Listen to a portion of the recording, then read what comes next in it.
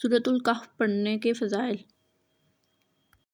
بیت اللہ شریف تک نور ہی نور۔ رسول پاک صلی اللہ علیہ وسلم نے ارشاد فرمایا، جو شخص جمعے کے دن سورۃ کہف کی تلاوت کرتا ہے تو جس جگہ وہ سورۃ کہف کی تلاوت کرتا ہے وہاں سے لے کر مکہ مکرمہ تک کا فاصلہ نور سے منور ہو جاتا ہے۔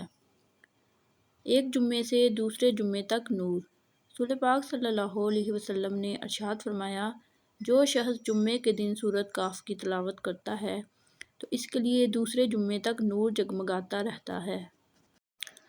دجال سے حفاظت کا ذریعہ۔ رسول پاک صلی اللہ علیہ وسلم نے ارشاد فرمایا، جو شخص جمعے کے دن سورۃ کہف کو ایسے ہی پڑھے جیسے کہ وہ اتاری گئی ہے، یعنی تجوید کے ساتھ اچھے انداز میں پڑھے، اور پھر وہ دجال کو پا لے تو دجال اس پر مسلط نہیں ہوگا۔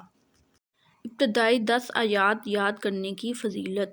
رسول پاک صلی اللہ علیہ وسلم نے ارشاد فرمایا، جو شخص سورۃ کہف کی ابتدائی 10 آیات یاد کرے گا وہ دجال کے فتنے سے بچا لیا جائے گا۔